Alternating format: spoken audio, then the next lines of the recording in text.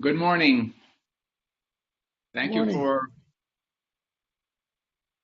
for coming to this talk. I'm Robert Friedland. I'm an aging neurologist, which is a description which has several meanings. I'm pleased to talk to you about my concept of aging, how our activities affects our aging, and how our attitude influences our aging. I'm pleased to welcome the new faculty we have in the Department of Neurology, and I look forward very much to meeting everyone and one day having in-person grand rounds and getting to meet all the new faculty and meet all the old faculty as well. I am pleased to present this concept of interdependence. And to emphasize the importance of interdependence, I call it a declaration. I'm making a declaration of interdependence. That is, that we all have individual features about our cognitive capacity, our brain function, but also our heart function, kidney function, and musculoskeletal function, so on, and psychological and social environment, and our microbiota. These various factors all contribute to healthy aging and survival. And our attitude toward these factors influences many things about happiness, health, and fitness with aging. I'm pleased to recognize my collaborators here at the University of Louisville and elsewhere in Japan and England and Cleveland. And I'm grateful for the support I've received from these individuals, foundations, and other organizations shown here. As an outline, I wish to discuss what are the goals of aging, what are the ways we can achieve them, and the question which I present as key toward this discussion is aging inevitable? And is it inevitable that there is a decline with aging? And what does this mean for our attitude toward our own aging for everyone? I will present this theory of the multiple reserves, that there is a cognitive reserve capacity which is now very well demonstrated, but it doesn't work in isolation. There's also physical reserve, psychological and social reserve. Because of the complex pattern of declines that occur with aging in many people, in most people actually, it is important that we have as profound or competent a resilience in these various areas that allows us to maintain health and fitness with aging. So first of all, what are the goals? We can all agree with these two goals, not dying and not getting sick. But there's a third factor which is equally important, and that is to maintain as high a level of function as possible, which is called resilience or salutogenesis, the maintenance of health, the creation and maintenance of health. So that in aging, our goal should be not only to survive and to not have cancer and heart disease and so on, but also to be able to do things, to be able to walk and to be resilient so that when bad things happen, such as falls, pneumonia, COVID-19, and so on, we're able to survive.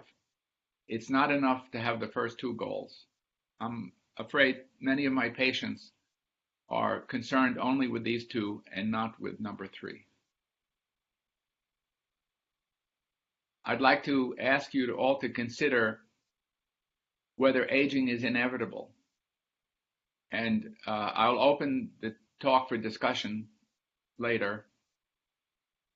I've asked a whole number of people, including professionals and non-professionals.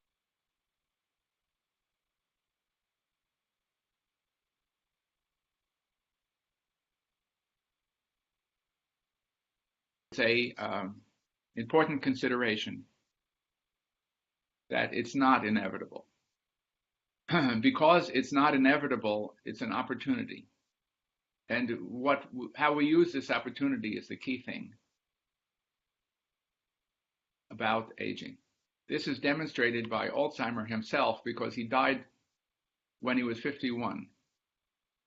Here he is with his family, and of course he's the one who made a presentation in 1906, which has led to what we call Alzheimer's disease. But Alzheimer didn't have a chance to get to be old. The same thing can be said, of course, of John F. Kennedy, who died at 47, and his son, John F. Kennedy Jr., who I think was 36 when he died. We all know people who did not have a chance to be old. But I can imagine people saying, oh, well, this is not really a demonstration that aging is not inevitable because we're all aging one day to the next. But that's also not true because many people who go to bed don't wake up. So it's not guaranteed. So the word inevitable comes from the Latin meaning not avoidable, unable to avoid, certain to happen, cannot be escaped, necessary, sure to occur, unalterable. And there are two ways in which this is not inevitable. Aging is not inevitable. First of all, survival is not guaranteed. And secondly, declines with aging are not inevitable. They occur with different amounts in different ways in different people. And the declines with aging are related to how we handle our lifestyle activities. And I will talk about that in a moment. So we don't all get older every day because it's not guaranteed. I had an interesting experience reading this quotation by Lowell, who was an American poet and philosopher. I got this looking up in Oxford English Dictionary, the word inevitable, and it gave some examples, including this one from Lowell about democracy. There is no good in arguing with the inevitable. The only argument available with an east wing is to put on your overcoat. And I think this represents the issue here of inevitability.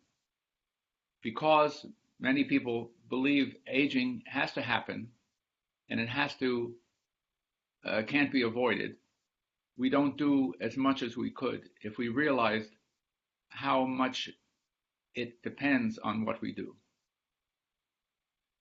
So he's saying you can't argue with an east wind other than putting on an overcoat, which is not changing the wind. But if you believe aging is inevitable, you may feel that there's nothing that can be done to alter it, and that's wrong. Because attention to these four multiple reserves can influence the quality and also extent of your aging. So taking this concept from Lowell about argument, I think we need to argue with aging because the consequences of aging are not inevitable. In this regard, we must consider if we want to have normal aging, what is the usual expected pattern of health 80 years after birth in 1932? Well, 53% of men born 81 years ago have already died. 56% of people at 80 report severe disability. And 29%, according to the US Census, need assistance at the age of 80. So the normal state for people who are over 80 of course, depending on for men and women and how many years over 80. Let's say the age of, for 85, the normal state of health for people who are 85 is to be dead.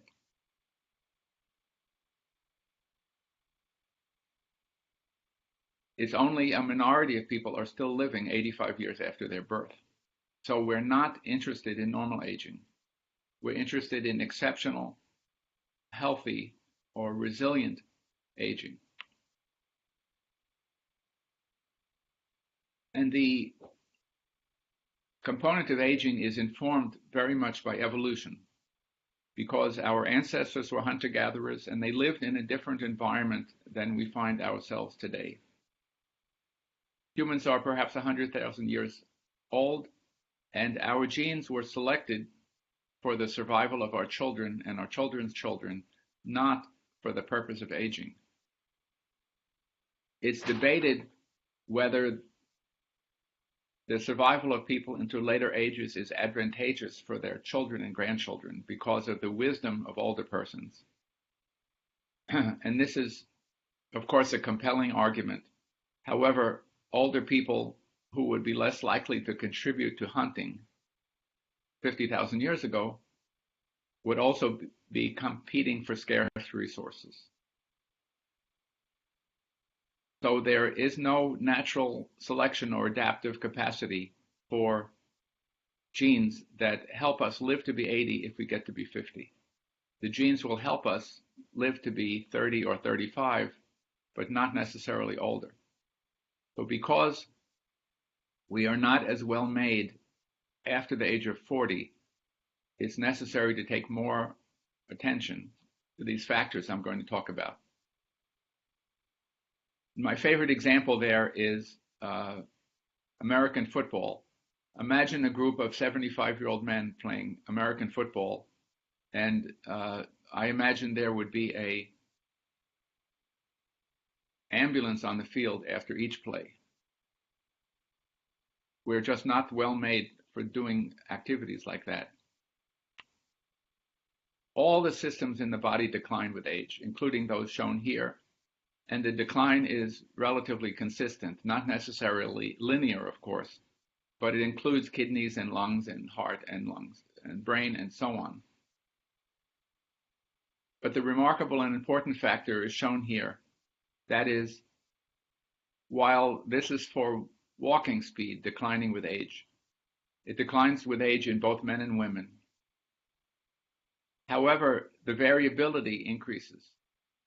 So there are a number of people at the later ages who do better than some of the younger people. The standard deviation or standard error is increasing with age. There's more variability in every physiological measure in older persons compared to younger persons. So it's not that everyone is declining in the same way. Some people are not changing that much. Some people could be capable of getting better. So even though there are these declines, they're not inevitable. If a person who is 60 wants to grow muscle mass by the time they're 70, that is certainly possible in many cases. To say nothing of learning another language, learning to play the piano or whatever. Those are all within the ability of older persons. But survival to late ages may not have any adaptive value. This is another reason why our environmental factors are so important.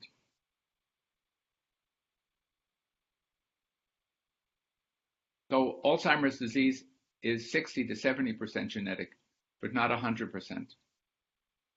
Apolipoprotein E is the most important gene for risk of Alzheimer's disease, but only 1% have causative mutations. Important thing not commonly recognized about APOE genotype is that the risk is related to age. So you see here, especially for people with E44, which is the blue line on top, the risk increases from 50 to 70 and then declines. So the risk of these genes for the apolipoprotein E epsilon 4 allele is related to age, and in the later ages, the risk has decreased. And about 40% of people who have 2 copies of E4 who are able to reach the age of 80 do not have dementia. So again, it's not inevitable, even with this relatively bad genetic finding. I proposed in 2015 that APOE genotype could influence the disease through the microbiota.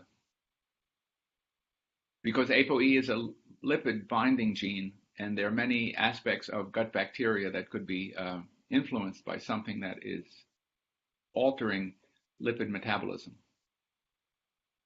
And it was found earlier last year, that APOE genotype influences the bacteria in a way which may be relevant for Alzheimer's disease. And that could be important to suggest a potential therapy or preventive measure.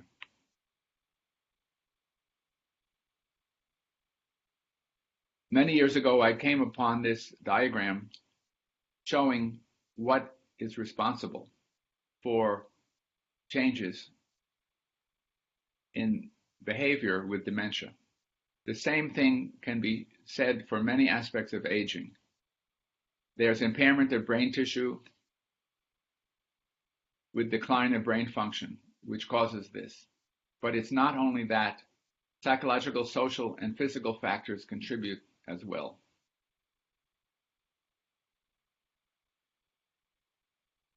My favorite example of this is the 85-year-old man who's not demented, whose wife dies, and 6 months later, it appears that he is becoming progressively more confused and more disoriented and lost in his own home.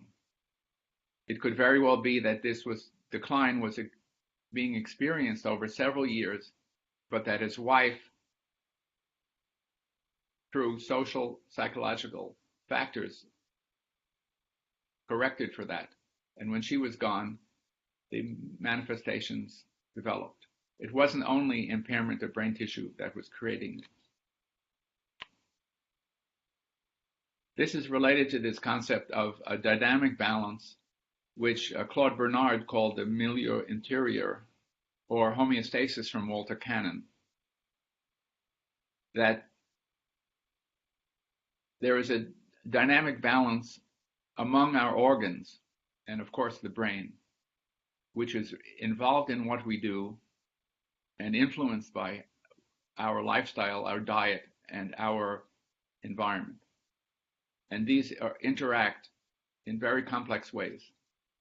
Because all the systems in aging are declining, the balance is more delicate. So it requires more attention in older as compared to younger people. This is just a modern representation of what Wang had shown, but I present it in this way, just for the Alzheimer process, but it can be done for many aspects of aging. So cognitive, social, psychological, and physical reserve can influence the development of Alzheimer cognitive impairment, or cognitive impairment in an Alzheimer patient. And you see the arrows go directly to the Alzheimer process as well as to the arrow from Alzheimer to cognitive impairment. That is, physical activity decreases the process of Alzheimer's disease in the brain, but it also decreases the way the Alzheimer process causes impairment. Similarly for psychological, social, and cognitive factors.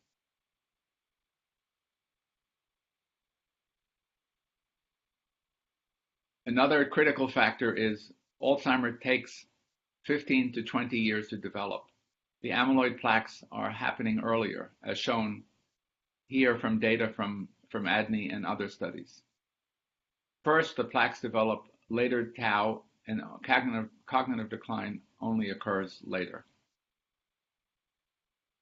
This means that this process, which takes so long, can be, if it can be delayed, it can be delayed long enough so people won't live long enough. Or rather, if a person has Alzheimer's disease onset at age of 75, if we could delay this process through behavioral measures involving the 4 multiple reserves, if we can delay it by 10 years, they might not live to be 85. Not because of what we did, because that's just a factor of aging. Many people who are 75 don't live to be 85. And if this would happen and it can be delayed, it may mean that this person does not have Alzheimer's disease. It's desirable, of course, if we had a symptomatic therapy, and perhaps we will have that soon, I don't know.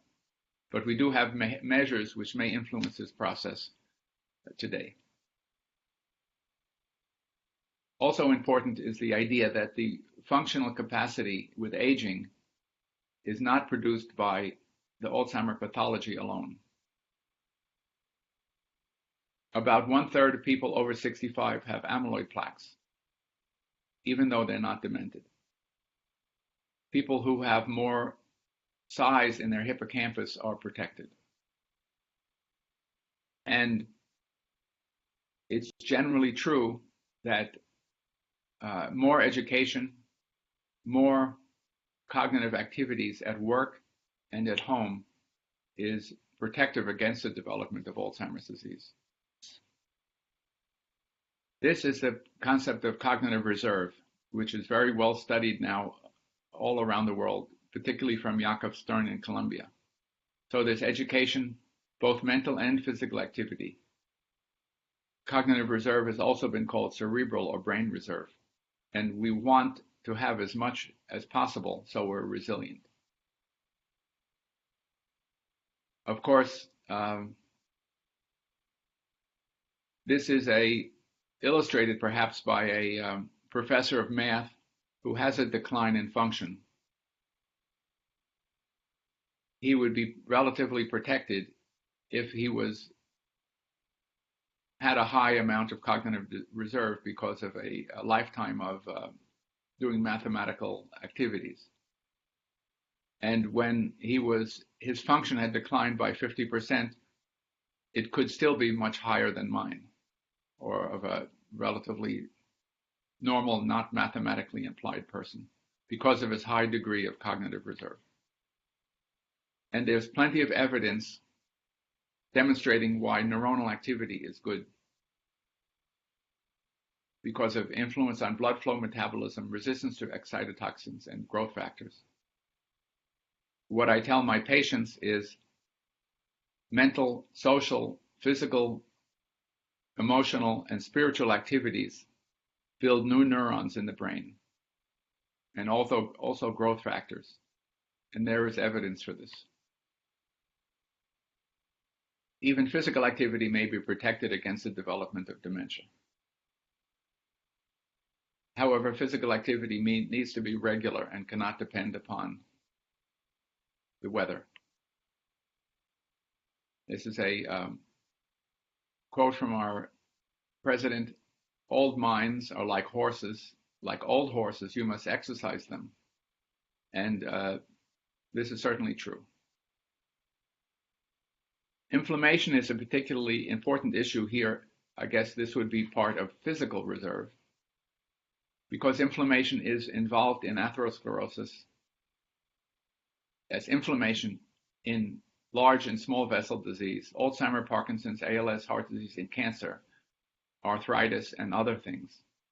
In general, older persons have excessive inflammation, probably defective regulatory factors in inflammation. So the component of the immune system holding back inflammation is impaired with aging. And this is a part of all age-related illnesses. And there is something we can do about inflammation in regard to our microbiota. So the physical factors can include the microbiota, which is our largest environmental exposure. Oral health, loss of teeth is a risk factor for cognitive decline. Cardiac factors, kidney disease, anemia, and polypharmacy. Medications is the commonest cause of treatable or reversible dementia. A high percentage of older persons are taking the wrong medications or taking the wrong dose of the wrong medications as well. These are other aspects of physical reserve, to say nothing of hypertension and diabetes, which are very common with aging.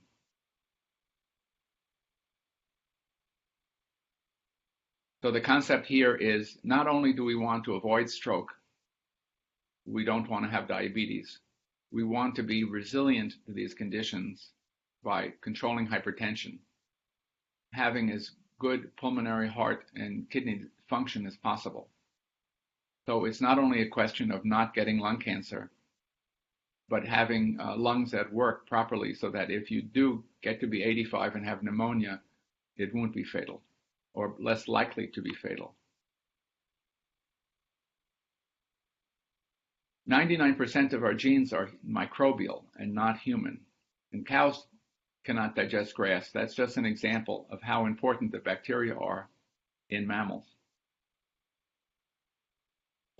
Bacteria are also important in other animals, of course. And human milk contains oligosaccharides that are food for the bacteria, which cannot be digested by babies. In starvation, the intestine makes fucosylated proteins that are glucose sources for the bacteria, but not source of energy for the persons undergoing starvation, showing how important these organisms are for our health, which is our largest environmental exposure, to 1 to 2 kilograms that everybody has. These ants, called leafcutter ants, spend their life collecting leaves, but they can't eat the leaves. They have a fungus. Can you see I like this little video from Science Photo Library. They're carrying the leaves, and here is one ant. You see the ant on that brown leaf. He's hitchhiking. He's tired. He's getting a ride. But these ants cannot digest the leaves. They have a fungus that does it. This is an obligatory mutualism. And when they want to create a nest, one of the ants will take some of the fungus with them, because without the fungus, they'd all be finished.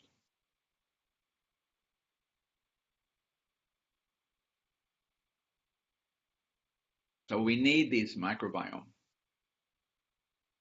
They create about 10% of our metabolites. And my work and work of a lot of other people have shown this is a critical factor in Alzheimer's, Parkinson's, and ALS.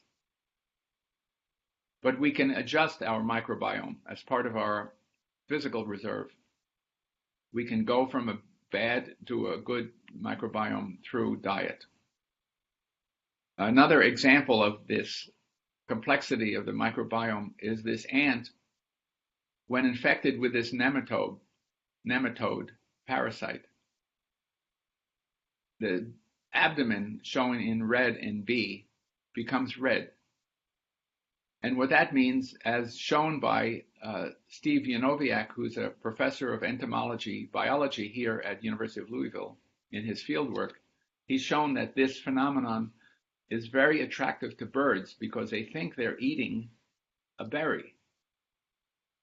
And that enhances the dissemination of the nematode.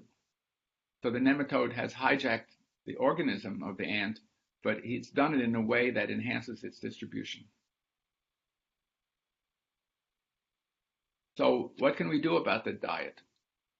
O'Keefe has shown changes in as little as 2 weeks can change the microbiome in a consistent and important manner, from unhealthy to healthy or from healthy to unhealthy. Particularly important are fiber. Fiber is food for the good bacteria, which are relatively anti-inflammatory because of their production of short-chain fatty acids, which enhance the creation of regulatory lymphocytes called Treg cells that help to control the immune system. Also important is, of course, saturated fat, homocysteine metabolism, alcohol, and vitamins. This is a market in Nigeria showing the yams that are one of the main sources of food. Yams are very high in antioxidants and high in fiber. And the yams are so important in some areas of Nigeria that they have yam festivals. And some of the communities have a god of yams, or they celebrate yams. And meat, on the other hand, or let's say beef, pork, or lamb, has no fiber whatsoever. So another important component here is diversity. You want a diverse population of bacteria in the gut. And diversity of the bacteria is related to diversity of diet. Okay, now for these multiple reserves, which life period is important? And I believe the field is a bit misregulated or improperly focusing on later life and not midlife and early life. Early life is much harder to study when you're considering what's happening with older persons. But even baby birth weight is related to outcome in later life. And I propose attention to childhood factors in late life, and particularly risk of Alzheimer's disease. In this article published with Carol Brain in 2009 in Journal of Developmental Behavioral Pediatrics, the best time for lifestyle factors to be addressed is in childhood. And pediatricians are uniquely placed to assist families to develop good habits. I had some, obviously I thought this contribution was interesting and important. I'm sorry to say it has never been cited in the 11 years since its publication. So certainly, as shown here with Sudeep Manasi and Orko Basu, that intellectual activities at early ages are critical. And perhaps we can make America smart again with attention to science.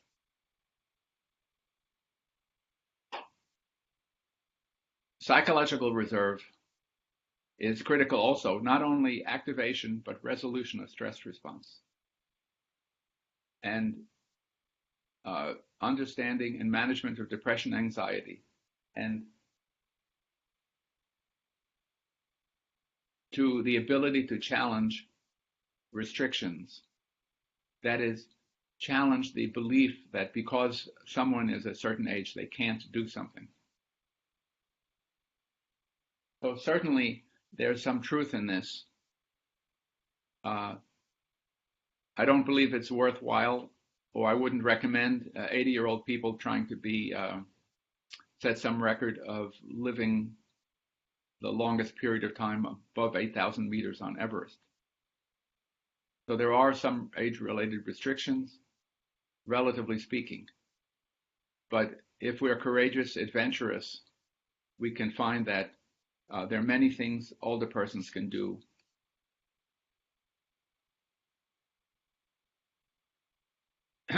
There's a very important cycle of activity and depression, because depression leads to inactivity, and inactivity leads to depression. And apathy is a common feature of this. We call it anhedonia. And radical measures need to be taken in order to break this cycle. I often recommend to patients, would they just try vigorous physical activity for an hour every day for 1 month and see at the end of 1 month if they feel better or not. Again, the evolutionary factor here is that We are not made to be physically inactive. For the last 100,000 years, most all of our ancestors had to be physically active, or they wouldn't have had anything to eat. It's only in the 20th century that large parts of our population can survive without physical activity. Viktor Frankl presented the important idea after his experience in the Holocaust that the greatest task for any person is to find meaning. This is a critical aspect of psychological reserve. And his book, which I highly recommend, is still available, and you can get it on some copies on Amazon for less than $10.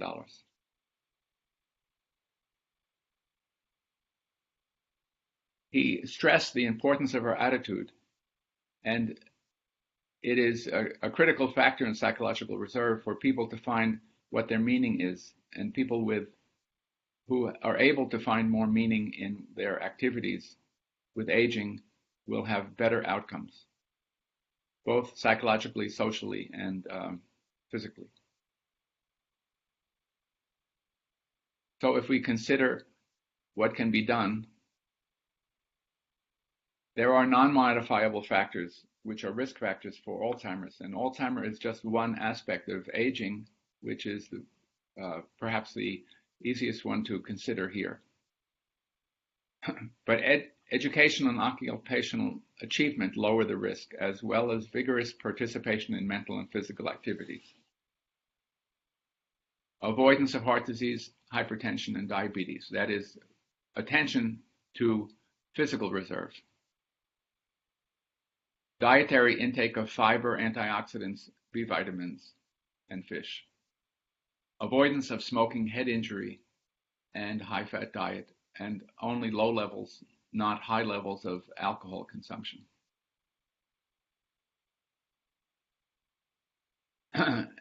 Important and interesting here is studies have shown the risk of Alzheimer's disease has declined about 20% in the past 20 years in research from Europe, Asia, and North America. This is almost certainly because people are healthier. There's better education and lower levels of hypertension, stroke, and heart disease. So these things really do matter in regard to the risk of age-related diseases like Alzheimer's disease. Furthermore, a key factor in aging and in Alzheimer, Parkinson's, and ALS is the deposition of aggregated protein complexes in fibrils, microfibrils, and oligomers, and so on in the brain. And this is a question of homeostasis of the proteins, or proteome homeostasis, because of damage to proteins by free radicals and the cellular proteostasis capacity. Proteostasis being the control of the concentration, conformation, and binding interactions and localization of proteins. This is impaired with aging, and we need to do everything we can to enhance our ability to manage protein folding capacities, and we can do this through diet and physical activity.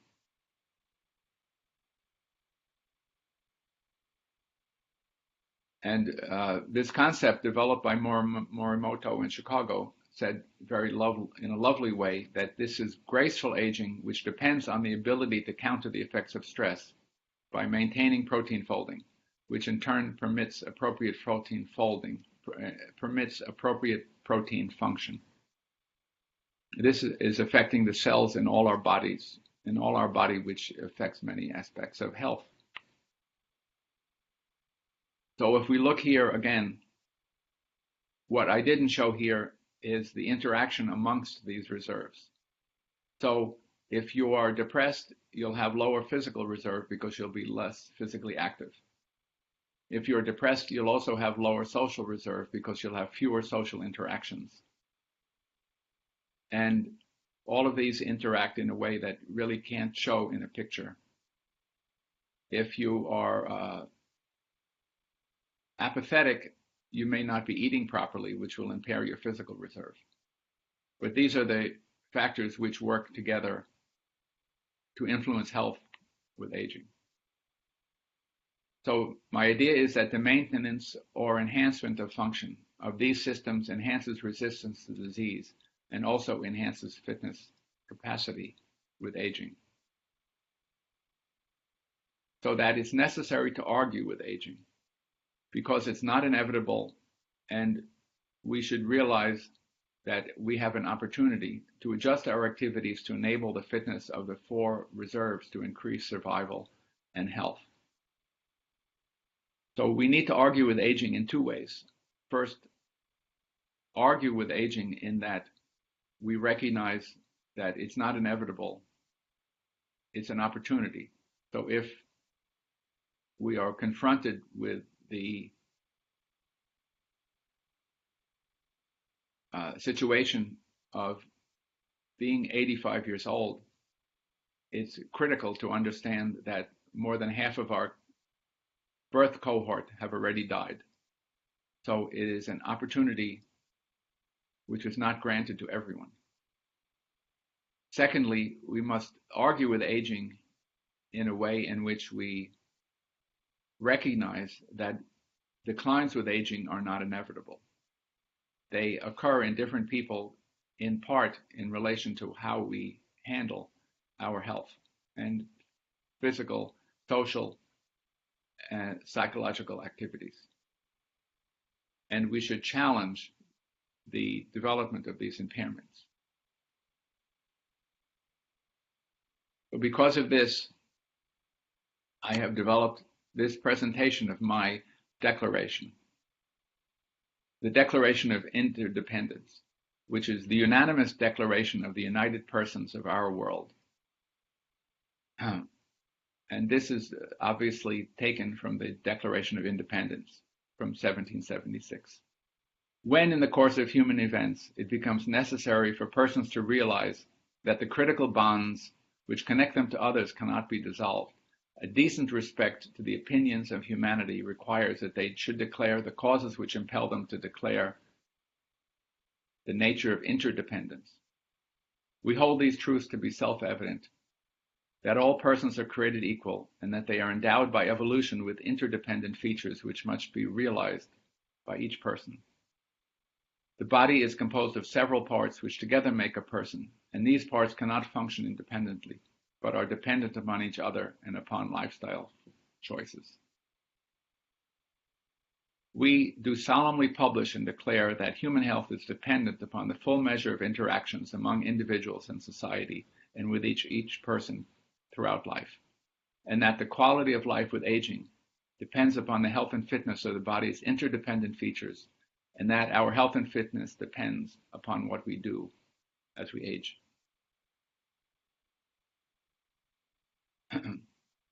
Finally, this is illustrated by the life of Solomon Carter Fuller, who was the first African American psychiatrist. So he was born in Liberia, came to Massachusetts as a child, and studied medicine. And around 1900, he was doing autopsies in a mental hospital, but he realized he was not well trained for this work. And he decided to go to Germany to see if he could work with Alzheimer. Alzheimer was working at the time in the Mental Health Institute of Emil Kraepelin in Munich, which was one of the greatest mental health programs in the world. They say Alzheimer interviewed 5 people, 1 Liberian American psychiatrist and 4 Germans. And he chose Fuller. Here, Fuller is shown in the middle. The man to his left sitting down is Alzheimer, and 5 other people from the lab. Fuller went on to write some of the most important Alzheimer papers Alzheimer's disease papers and left Alzheimer's lab in 1905, came back to Boston. And what I wanted to point out was yesterday was his birthday. And the features about this I wish to emphasize to all the trainees that we have, our residents and students, is that you need to be courageous when you make choices about training. Imagine the courage he had to go from Boston to Germany as an African American in 1900, and consider the brilliance of his accomplishments. When he moved to Framingham, a suburb of Boston, the community tried to reject him because there were not many other African Americans. However, when he retired, they named the high school after him. And there's a building in the Boston University, which is now named after him. So he died at 82 at the age of 19, in 1954. He was married to Meta Warwick, who's apparently an internationally known sculptor.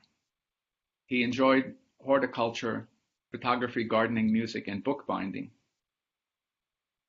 And he was active until his death with diabetes. So it may be here what kept him going so long was his commitment to activities which involve both physical and mental capacities, illustrating the importance of the interaction of these multiple reserves and the idea that the quality of aging is determined by what we do with it. So thank you very much. And as soon as talk is over, you need all to go and wash your hands. And I will be very pleased to take your questions.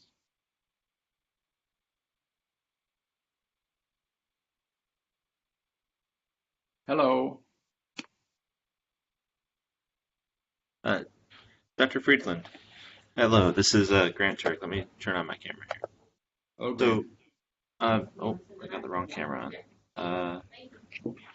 So one of the things that, I've been listening to your talks for several years now, and you always really emphasize the gut microbiota, and I understand why.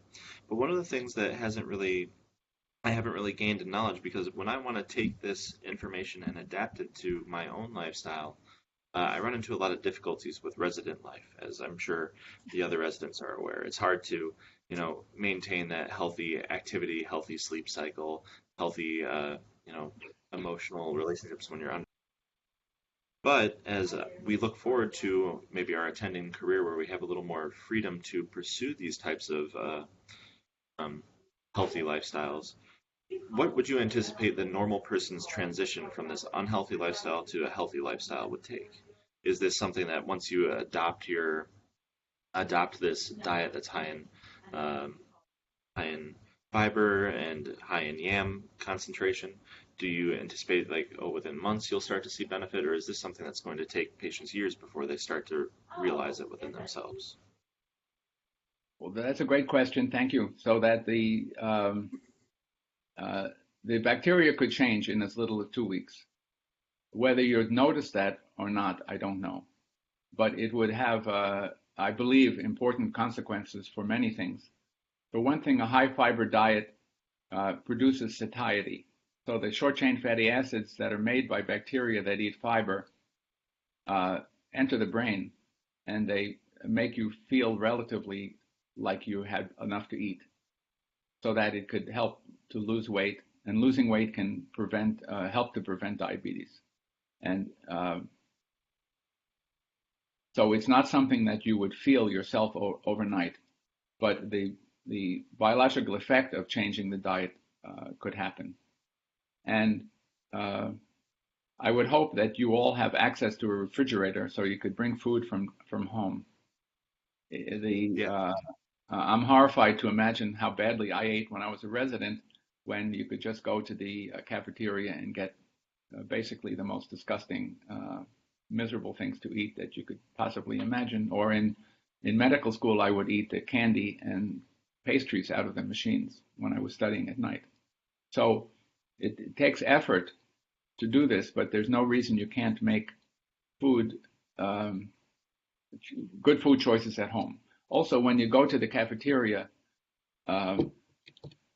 try to consider what do you want to eat because you want to eat it, and what do you want to eat because it's good for you. Or it sounds silly, but you want to make choices which are best for your bacteria. You know, a hamburger has no benefit for your gut bacteria. They're not needed to digest meat, and the bacteria that are enhanced by eating a cheeseburger with bacon are not the bacteria you want. Thank you. Dr. Friedland, I had a question here.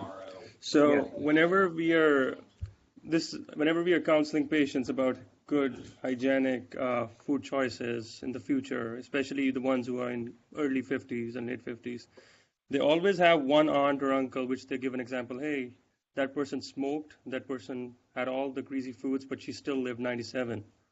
So how do you go about that? There's always one in the family, and they always put that up. What are you about to say to that?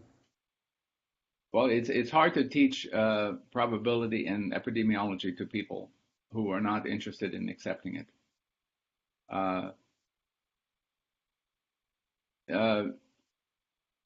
Some component of this could be genetic, but we don't know. There is a paper published about some man who ate 10 eggs every day, and his lipid levels were completely ridiculously high, and he lived to be 105. But in terms of evidence, what's important is what happens to populations, not what happens to individuals. So this is a question of anecdotes, and you could ask them if you knew some guy who ate broccoli for lunch and went out and got hit by a truck, is that related? It's not necessarily related. The eating of broccoli is not necessarily a risk factor for getting hit by a truck. And the fact that if they have so if the person who lived to be 90 while having a very unhealthy lifestyle was their uncle, you can point out that you share very little genes with your uncle. I forgot what the percentage is, but it's relatively small. So that person may have just had a very wonderful gene for handling hyperlipidemia, but the person who's your patient may not have inherited those genes. Thank you. Hello, Dee. Hello, Dee. Hi, Dr. Friedland. How'd you know I was going to ask something? I could see you. Thank you for this really insightful, thought-provoking presentation. So what you're describing to us is very innovative and important.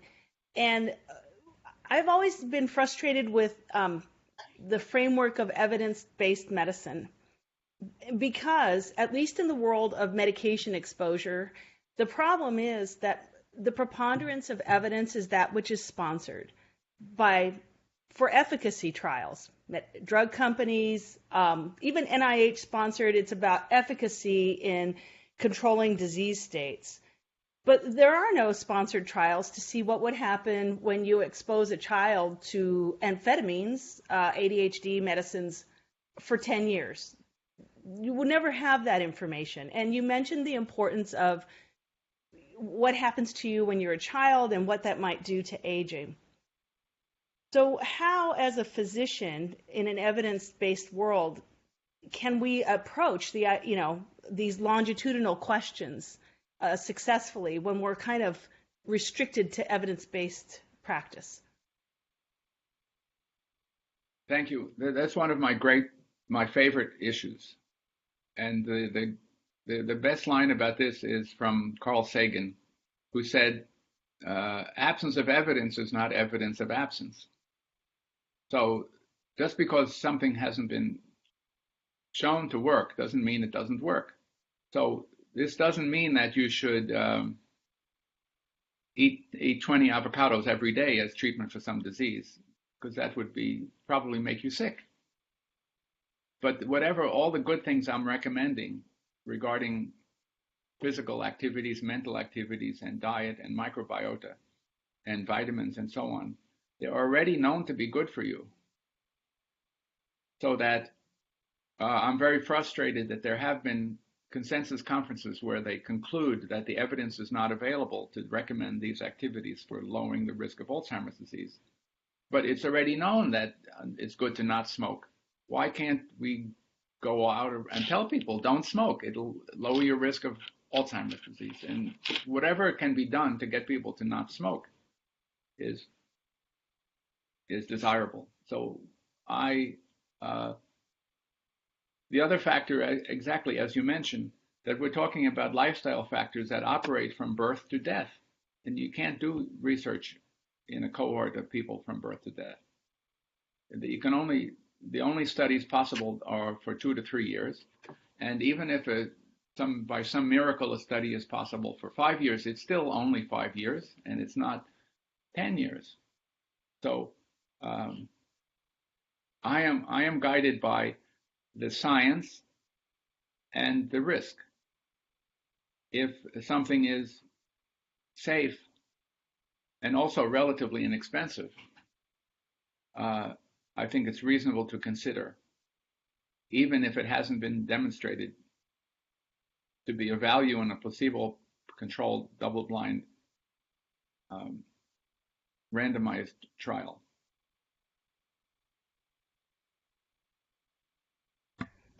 Thanks. On the other hand, thank you. On the other hand, people need to be educated that natural does not mean healthy, or natural also does not mean safe. So botulism is a natural product. Botulinum toxin is a natural product, but it's not safe. I mean, it's medically useful in a certain controlled manner, but there are a lot of natural products that are for sale in health food or pharmacies or Kroger and so on. A lot of natural products, they're quite dangerous. So we all need to be informed. Our patients need to be informed about what it is. And if I have an opportunity to say it again for the 100th time, that we need to know what all our patients are taking. And it's not enough to ask them about medications. You have to ask them about medication, supplements, over-the-counter, herbal remedies, and ethnic preparations.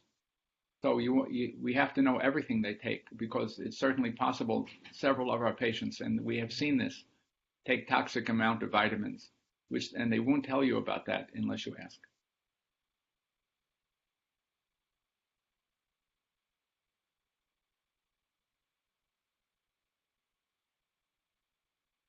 So I would like to know from the audience, and you could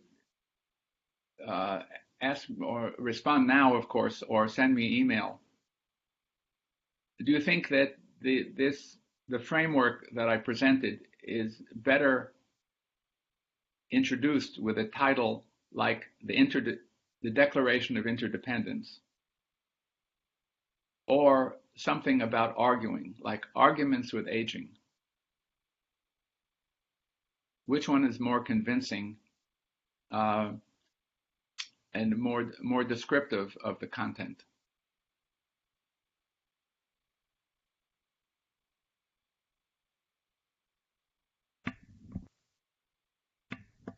Any other questions?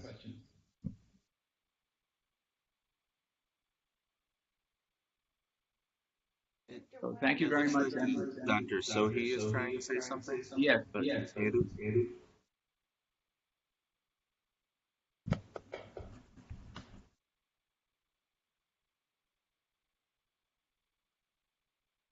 Yes. Yes. Please go ahead. Go ahead.